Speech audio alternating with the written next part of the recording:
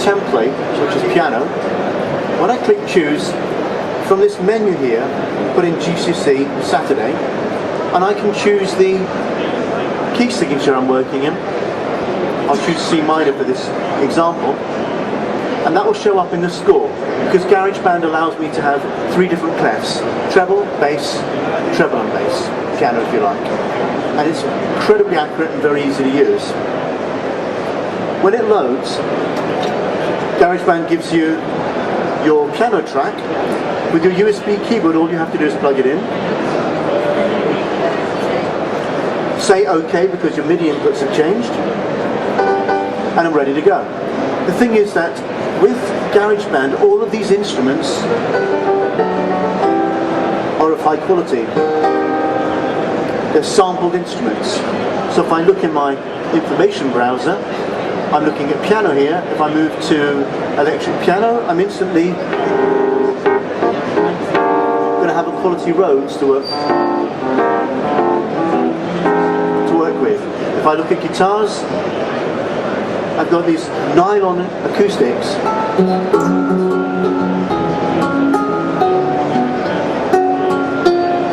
Sounds like the instrument is supposed to sound like.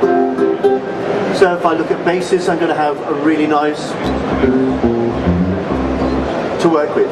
So in the case of my student here, I'm going to build up a very quick composition and show you how easy it is to use GarageBand basically. I have my piano track. I'm going to give myself a count in, which defaults to 4 beats, and when I click on the record icon, that's it. I'm going to make a mistake first of all, and when I make my mistake in my recordings, it's really easy to just select the region here and just hit backspace. So instantly we can have another go and play on our chords. This student has moved away from basic chords of C and G and F, etc., and we're looking at a minor key in this example. To edit this, I just double click on the region and it shows the notes as a piano. We've seen that for years, but we have time correction here, enhanced timing. So I'm going to tighten up the timing on that. What we have got here is the ability to look at it as a score. Now the length of these I've made a little bit short on purpose because I wanted to show you that it's really easy to lengthen the notes or shorten them. And if I just show you how to create a new track, that plus symbol, in an iPhoto it'll add a new album, iMovie a new project, in iTunes a new playlist, in GarageBand a new track. That's it. That's how to use GarageBand. Click on the plus symbol. What kind of track would you like? I'd like another software instrument. And I'm just going to quickly show you a really nice feature of GarageBand with the scoring. I'm going to play in a melody.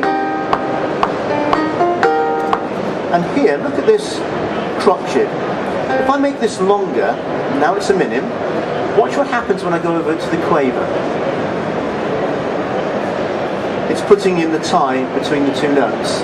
I'm not thinking about minim, finding the quaver, and then finding the menu to make a tied note. That's the most intuitive way of looking at the length of notes I've ever seen. Just click and drag. You need no knowledge of music theory to think longer note, shorter note. It's really easy. So in this case, I'll delete that melody because I just wanted to demonstrate that, and I'm going to change this sound to bass. Ballad electric, I think. And playing the part to go with this so far.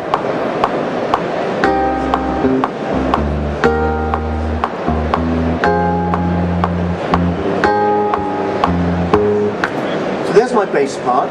I can have it displayed as the bass clef. There's what I was demonstrating earlier.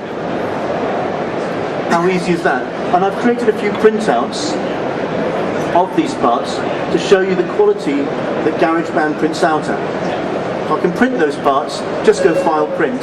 Mark's just going to distribute those around for you. So what I'll do now is sort of complete this little rhythm part the student's working on and add some drums. Now we know that GarageBand has got thousands of loops, but this is an exam subject, so we can't use those loops. They're not the student's work.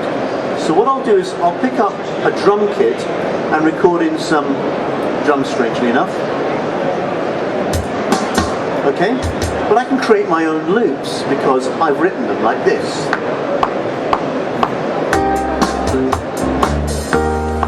So there's my one bar of drum loop, and I can now loop it. GarageBand also allows you to add your loops to your loop library, which of course you can create lots of them and then drag them in. So if you're working loop-based or minimalist or ostinato, etc., you can create your own and then add them to the library, and of course you can re-edit them. So I've got these three parts, and what I wanted to show you was two important things that GarageBand facilitates. One is that you could say, well, scoring-wise, you've got the three basic parts in GarageBand. Great. And for some students, that's going to be ideal, and you won't want any more than that. But if you import your file into Logic Express or Logic Studio, bearing in mind Logic Express is £70–80 educational price, you can then have it as a full score or single parts, and there's my drum part. Now, if you select a note and change the clef from piano to drums, watch what happens to the drum notation. Can you see that polyphonic drum part? Accurately drum notation. Absolutely excellent. It's really easy to do. And for the rest of the scoring, everything you want to use, you can just drag in. If you wanted to put in a change of key, you can do that and drag it in. Fermata, time signature changes, etc., etc. So Logic Express is the perfect complement at GCC if you want to look at full scoring. Now let's make this a little bit more real life. Students worked on this far, and you've said to them, okay, you've got 4 bars. I don't really want to hear those 4 bars looped for the next 30 minutes as part of this composition. There's no structure to that. So I wanted to work on this before next week. I haven't got a Mac, so I don't know what the piece will be.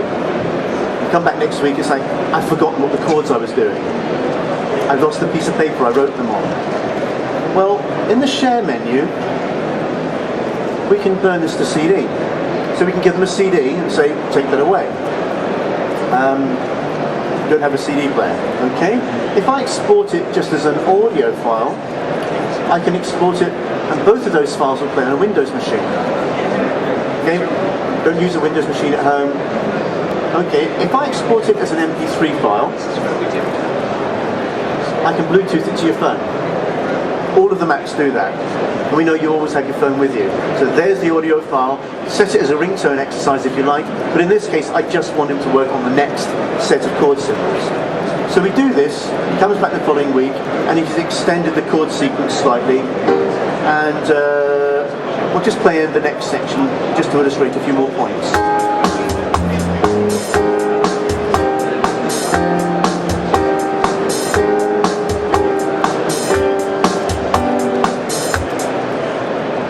All he simply did there was really focus on A flat, and we'll put in the bass part to go with it.